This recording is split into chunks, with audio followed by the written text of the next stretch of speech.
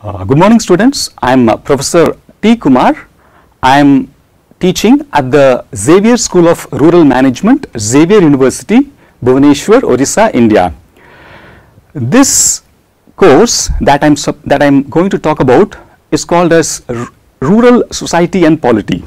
It is a foundational course of a new program called as BBA Rural Management. Now, before we get into the nitty-gritties of this course, we will have to define what is rural. Now, rural per se does not have a definition. What has a definition is urban. The Census of India defines urban as a kind of habitation which has a minimum population of 5,000 and in which a minimum of 75% of the male workforce is involved in non-agricultural activities. Now, having defined urban, whatever is left out would be rural, obviously. Right. Now, we'll have to see what is the current demographic trend with regard to the evolution of rural population. In 2007, humanity as a whole experienced a demographic tipping point. What do we mean by that? In the last 10,000 years of recorded history, for the first time in 2007, the majority of the planet's population started living in urban areas. Now, for your information, only a minority of the world's population is living in rural areas. In India, the trend is that the majority are still living in rural areas, but this trend is going to decline. In the sense, the proportion of the rural population, which is 69% if you go by the Census of India 2011, it's going to decrease. The future is not rural, the future is urban. I have to say this even though I'm teaching a course called Rural Society and Polity. Now, if we go by the World Bank's broad definition of what is rural, in fact, even now, 55% of the Indian population is actually urban, not rural. Now, having understood this, we have to understand what is causing this kind of a shift. The reason is agriculture. Around the time of independence, agriculture contributed to about 50% of the Indian GDP. Now, agriculture contributes to about 14% of the Indian GDP. Now, if you go by the latest round of the National Sample Survey Organization, only about 49% of the Indian workforce is involved in agriculture, which is logical because agriculture, which contributes only 14% of the Indian GDP, cannot sustain a huge workforce. So, the workforce which is dependent on agriculture is declining in India and it is supposed to decline, right. So, this is the reason for the shrinking rural population, but that does not mean that rural is not important. As of now, still a huge chunk of the Indian population is dependent on agriculture as well as living in rural areas, right. So, I will not say that urbanization is bad, because we have to see the welfare of the village people, not exactly the welfare of villages. The people are more important than rural areas. Rural people's welfare is more important than rural areas or villages. So, if the future of rural people is going to be benefited, if the rural people are going to be benefited by the process of urbanization, so be it, right. Now, we will proceed to the next idea. The next concept is development. Now, what do we understand by development? Rural development or urban development or social development? For that, we have to understand the difference between equity and equality. Equality we all understand as arithmetic equality, no confusion in that. Whereas equity or social equity is equality imbued with a sense of justice. I repeat, equity is equality or inequality imbued with a sense of justice. So, equity is justified inequality, Right. Now, coming back to the definition of development, rural development, social development is nothing but economic growth with equity. Economic growth with social equity is development or social development. Now, before we get into the practical aspects, it is always better to get into the philosophical roots. Now, reality or the environment is composed of three different entities.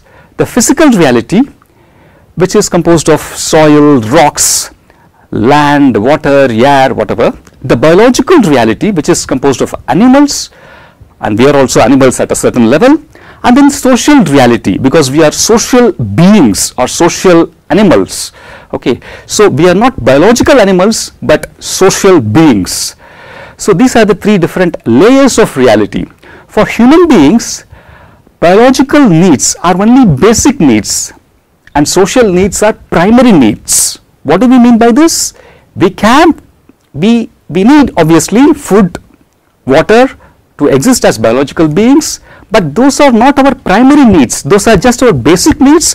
Our primary needs are social needs, emotional needs, cultural needs like dignity. Right. Okay. Now let us define what is society. Society is nothing but a set of social relationships. What do we mean by this? The relationship between a teacher and a student, between a boss and the employee, between the citizen and the government, between the landowner and the landless farm laborer. All these relationships put together constitute an entity called society.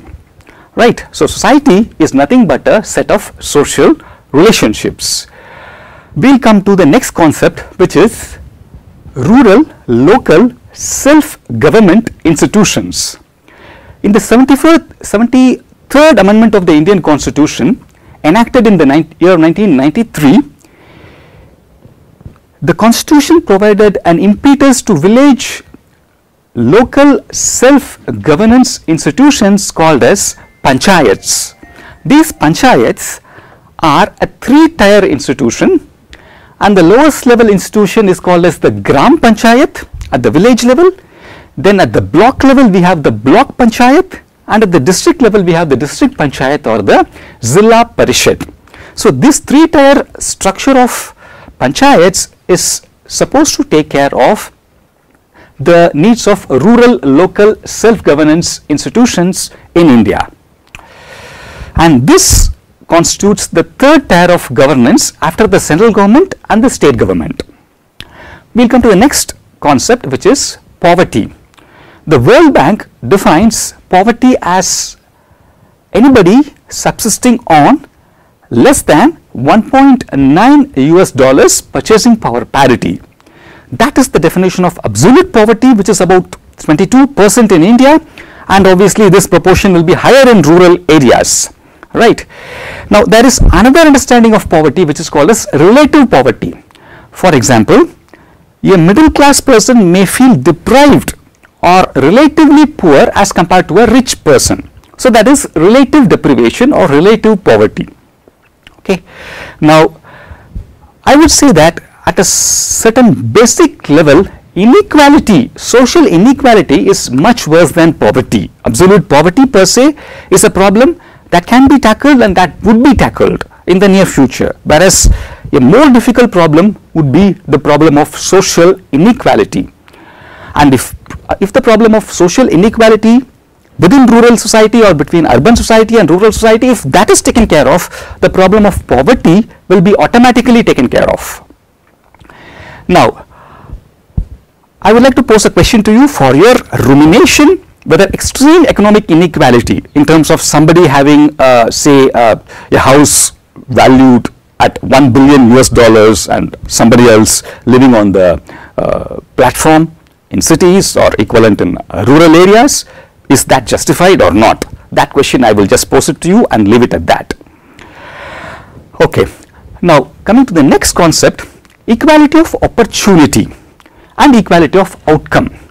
Nobody is justifying equality of outcome. Obviously a person who is more hardworking and more intelligent deserves something more for himself or herself than somebody who is less hardworking and less intelligent. Whereas equality of opportunity talks of same opportunities available to everybody concerned, so that everybody can reach their full potential. Let us take the example of the National Food Security Act in India. It provides for rice, wheat, coarse cereals at a few rupees a kilo. Now, that covers about 2/3 of the Indian population and covers people above the poverty line also. One can ask whether that is justified, because people above the poverty line can obviously afford food grains. Why should we subsidize that? I would argue that the National Food Security Act is more about bringing about the modicum of equality of opportunity rather than food per se, because India is a highly unequal, inequitable society. So Food Security Act tries to do its bit to set right this historic wrong. Now coming to the next concept, which is called pacifism, which is something broader than rural society. What is pacifism? Pacifism is a concept which promotes peace and understanding between nations. So if all the nations of the world spend their defense budget on, say, rural poverty alleviation, on social sector schemes, on women's safety, on children's health, so that would make the world a better place. So pacifism as an ideology promotes peace, and that is indirectly linked with rural development and social development per se. Now, one seminal concept, or I would say one of the foundational concept of rural sociology or sociology per se, would be the concept of natural equality of humanity. This concept was enshrined in international law by the United Nations Declaration of Human Rights in 1948. What does it say? Every human being is born equal in dignity and rights. As simple as that. Every human being is born equal in dignity and rights. This is something that any student of this course has to internalize at a very fundamental level. The next concept is community. Now, a rural community, or for that matter any kind of community, is a set of people who have a community feeling, a sense of psychological feeling that we belong to a community. That sense of belonging, or quote unquote we feeling, W-E, we feeling, that in essence constitutes a community. Now, the next concept is an institution. Now, an institution is something that is defined by a rule. A social institution, a rural institution, is something that is defined by a simple rule, simple or complex rule. Now, what are the different kind of social institution? Property is an institution, family and marriage are institutions, school is an institution, right? So these are different kind of institutions. For that matter, a rural market is also an institution. Now coming to culture. Culture is defined as the capabilities acquired by a human being as a member of society. The process by which a human being acquires the culture of a society is called as socialization, and this process starts from birth and ends at death, right? Now let me ask a simple question to make you understand the importance of this socialization process, right? Now we have Fair and Lovely cream, fairness creams, which is supposed to make a person better looking. But why don't we consider a person who is dark as good looking? Why we necessarily have this bias that somebody who is fair is necessarily more good looking than a person who is dark? There is nothing biological about this concept. It's all social. Why? Culturally, because of an accident of geography and history, it has always been the fair-skinned people who have been ruling over the dark-skinned people. Whether it's the British ruling over India or sometime earlier in history, in India or all across the world. So they means the fair-skinned people have been able to define cultural standards of aesthetics and beauty in accordance to their own skin color. So that's why we have cosmetic creams like Fair and Lovely, which are promoting fairness as something which is equivalent to aesthetically good or something which is beautiful, right? So that is a cultural concept, and that is deeply ingrained in our minds through the process of socialization, which is nothing but ingraining the culture of a society, right? So now I think you can understand the potent or powerfulness of this process of the power of this process of socialization and culture. Now, closely associated with culture is language, because culture is conserved by language. India is the most culturally diverse continent in the world. Sorry, it's the most culturally diverse country in the world, and in fact it's more culturally diverse than any other continent except Africa, right? So India can be compared with continents in terms of cultural diversity, not countries, right? In this kind of a multicultural Indian society, which obviously includes rural society, right, we have multiple languages. So Indian identity is essentially multicultural, and if we come to the question of language, obviously there are different languages spoken in India. There are 18 languages which are a part of the 22 languages which are a part of the 8th schedule of the Indian Constitution. Now, the question is, if we all speak different languages and should have an emotional affinity with our own cultural mother tongue language, then what exactly should be the link language of India? Because we need a lingua franca or a link language to link the different people of Indian society, and that language, in my understanding, would be English, would be the best, even for understanding rural society, because if English is understood as the link language of India, we can connect not just to the Indian rural grassroots, but also to the international level, right? Coming to the next concept, which is social capital. Social capital is defined as the kind of social bonding that exists within a social group, and which that social group is able to capitalize to get some extra social or non-social economic advantages, right?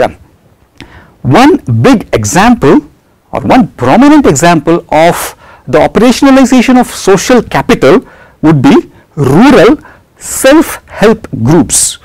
They are essentially based on the concept of social capital. Now coming to religion. Religion is an institution like family or caste or marriage, and religion is a part of culture. Now, Indian secularism is different from European understanding of secularism. Why is it so? It's so because during the time that we got independence in 1947, okay, by the way, whatever concepts I am saying is true for Indian society, which includes rural society, which includes both rural as well as urban. So that way it takes care of the rural needs.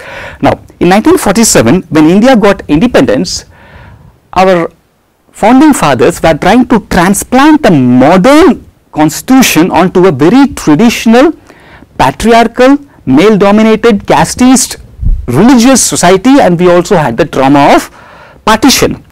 Now, to make all different cultural groups, which includes religious groups, feel at home in India, so that India can be a truly multicultural society, the Indian understanding of secularism is different from the European understanding of secularism, because in India we don't have a uniform civil code, right?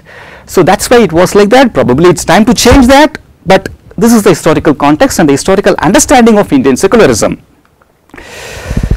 Now, coming to the next concept, which is Marxism. Now, one can say communism has failed, so why should we study Marxism? I would say that communism has failed, but Marx the prophet is dead, but Marx the social scientist is alive. What do we mean by that? To understand rural society, we can use Marxism as a conceptual apparatus or a methodology. To that extent, Marxism is useful, but Marxism as a prophecy in terms of communism and all, that's a failure which has been proven by history. As we have seen, communism has failed. So nothing wrong in that, whereas Marxism can be used as a social science tool to understand Indian rural society. Now, Marxism talks of different kinds of society, which is tribal society, the original society, then the feudal society which is based on agriculture, and the Indian society which was based on agriculture was called as a Jajmani system, which is the Indian variant of feudal society, and then the modern society, right. So all these three different kind of societies are progressive stages before the earlier stage. So the feudal society was progressive or positive compared to the earlier tribal society, and the modern society is progressive or relatively positive compared to the earlier feudal society. This is what Marxism says. Now, Marxism also talks of the base and the superstructure of Indian society, so or for that matter any society. So the economic aspect is the base and the non-economic aspect is the superstructure. So the economic aspect of Indian rural society will determine the non-economic aspect. So that is what Marxism says. I repeat, the economic aspect of society will determine the evolution and change in the non-economic aspect, right. So this kind of a concept can be applied on to the different changes happening in Indian rural society. Coming to caste system. So how did caste system originate in India, right. So when the transition from tribal society to feudal society was happening in India about 3,500 years back, the institution of caste emerged, right. Why is the institution of caste peculiar to India? Before that, we have to understand that caste as a system of social division is something that is unique to India. Why is it unique? Because caste has the following aspects. It is rigid, it is hierarchical, it is based on status given by birth, then it is based on functional division of labor, and it has barriers to social mobility across the caste system.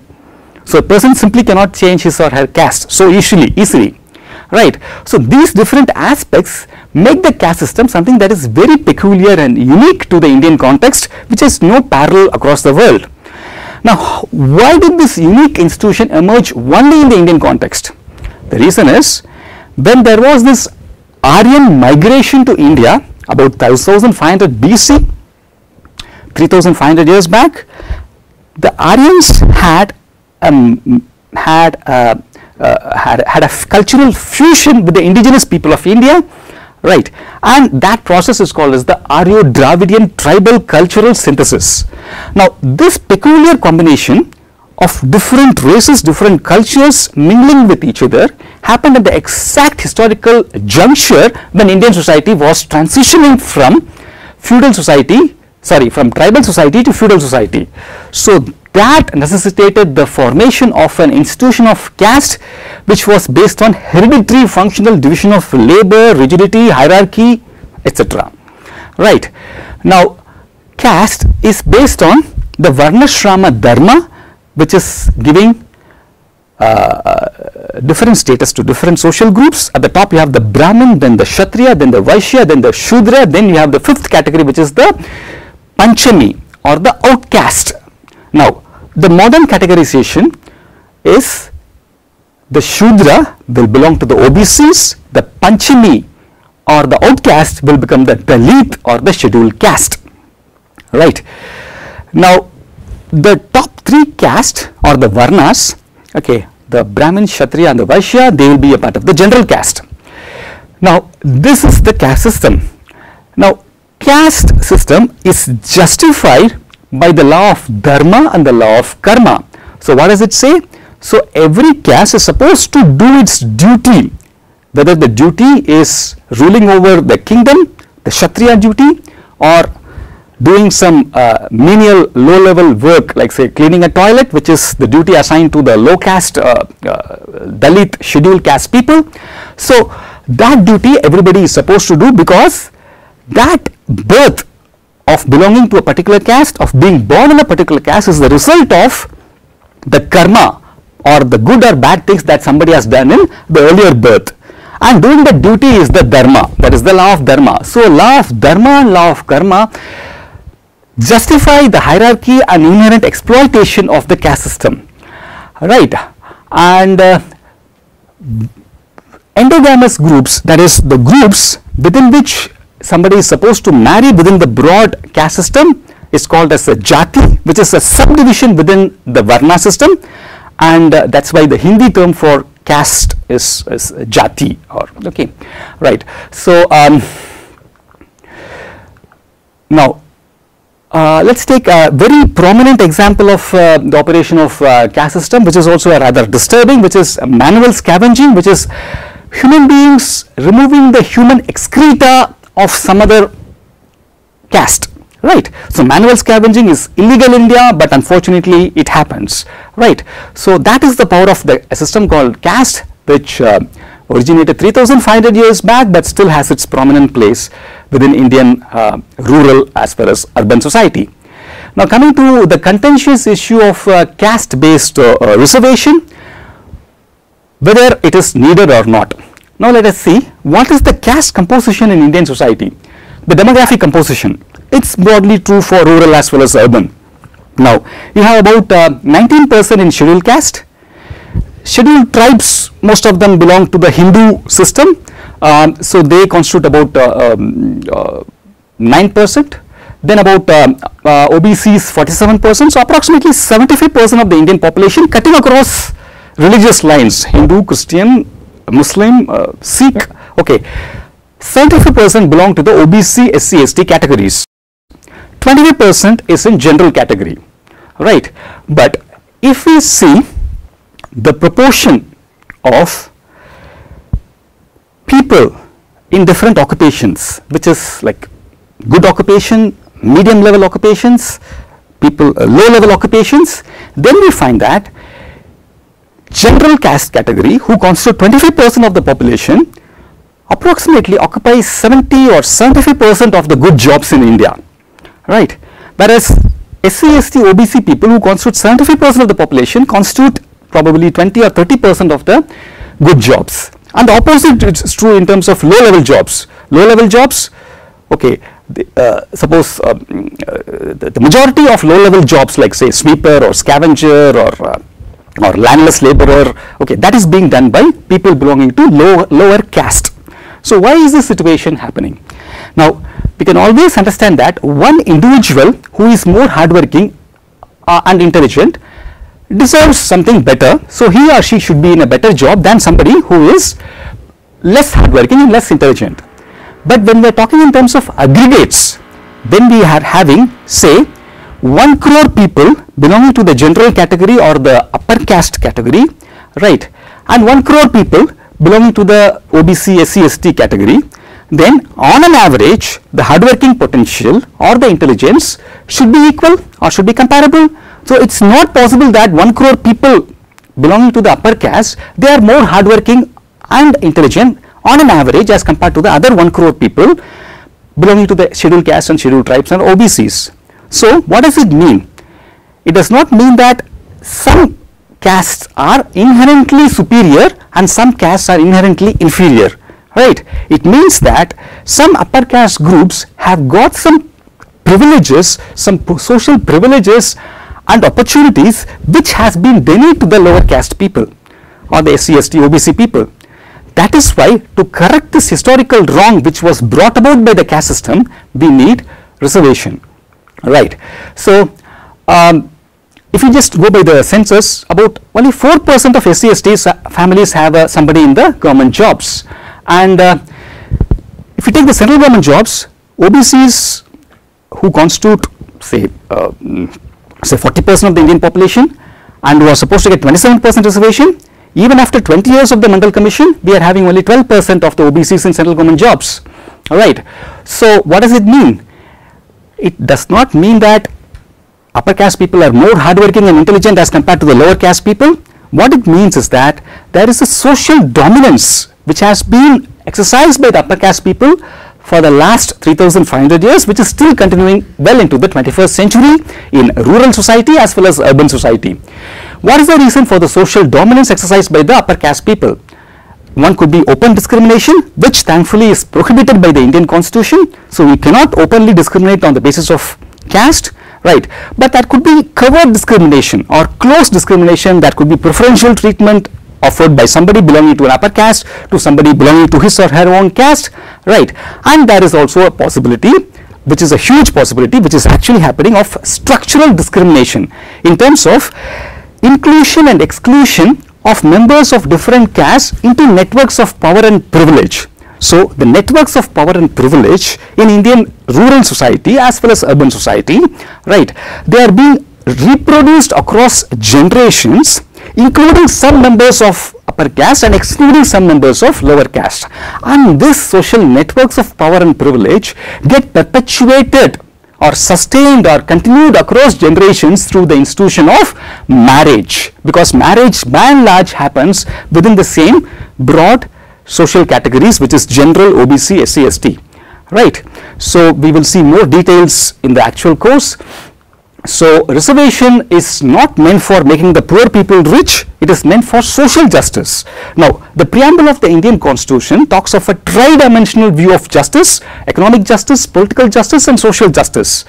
Social justice means people belonging to a particular social category should not have more privilege as compared to people belonging to some other social category. That social category can be based on caste or religion or gender, whatever it is, or ethnicity or language. So social categories, different social categories or social groups should have equal opportunities. That is what is meant by social justice. So reservation is meant for social justice and is not meant for poverty alleviation, because the objective of reservation policy is different in the Indian context.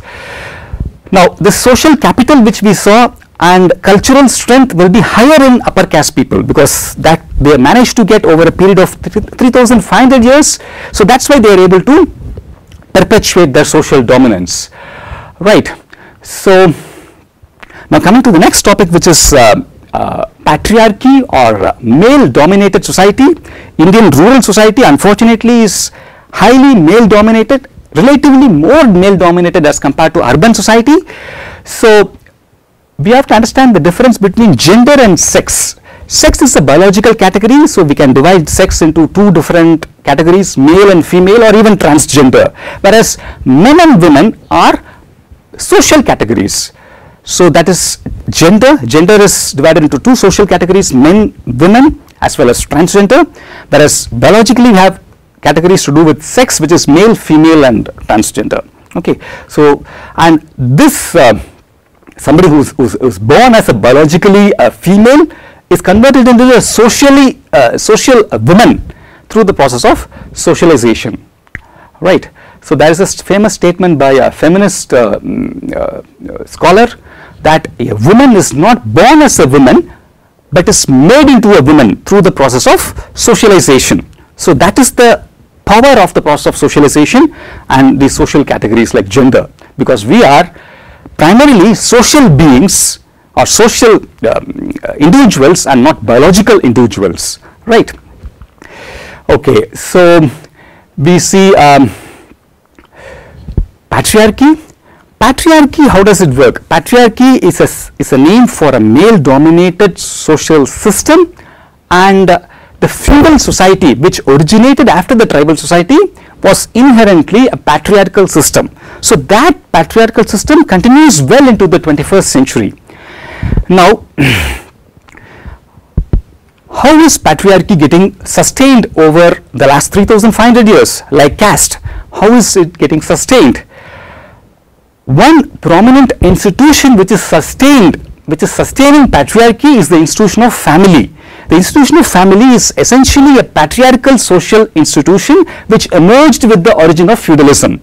So the institution of family assigns certain roles and responsibilities to women, to rural women as well as to a lesser extent to urban women, responsibilities like child rearing as well as household work. So women are not placed on an equal footing to compete with men for education, jobs, career progression, etc. So that's why we find that about women who constitute 50% of the world's population own 1% of the world's property, do 60% of the work in terms of the time spent on work, take home 10% of the salary, right? And so that's how it is. So that is a structural discrimination or social discrimination which is against women, rural women. It's higher, the discrimination is higher than in urban women. right? So that's why we have the sex ratio in India, which is about 940 women for 1,000 men. So it's lesser because of this kind of structural or social discrimination against women. Now, coming to the next topic, which is a subtopic within patriarchy, which is to do with honor killing. How does honor killing happen? Honor, the Hindi term is izzat. So izzat is a feudal concept. So honor killing is a phenomenon which happens. It's not a crime. It's actually a manifestation of patriarchy, in the sense honor killing happens because the patriarchal system wants to preserve private property within the patriarchal and caste domain. So intercaste marriages disturb this patriarchal and casteist system. So that's why honor killing happens. So that's how we have to understand the emergence or not emergence, the prevalence of honor killings in Indian rural society. The last point which I would like to touch upon and end this introduction to this course would be the farmer's suicide, which is a very disturbing phenomenon which is happening all over India. Why does this happen? There are a lot of other reasons, but one legal reason is the farmer is basically a businessman. A farmer is a private entrepreneur, right? But if the crop fails, then the farmer takes his own life. I mean, in cases of farmer suicide. Now, why does that happen? Because the entire liability of the loss of his business is on the shoulders or head of the farmer, right? So he cannot escape that liability, he or she. So that's why he or she is forced in some instances to take the extreme step of committing suicide. Whereas when we talk of business houses or corporate houses who do business, they do it in an institutionalized form. So they register their companies as a private company. So a private company will have LTD, limited, at the end. So what does it mean? The liability is limited. So even if the private company as a legal body, if it incurs a loss, then the loss per se, the entire liability is not on the promoter of the company, but is distributed on the entire company per se, on the institution per se. So the owner or the promoter of the company or the major shareholders, they escape that liability. Whereas unfortunately the poor farmers of India, they cannot escape that liability because the full liability of the loss of their farming practices is on their own head, right? So we have to think of some structural solutions to these kind of problems. Thank you. So I hope this course will give you a very good introduction to Indian society in general and to Indian rural society and polity in specific. Thank you once again.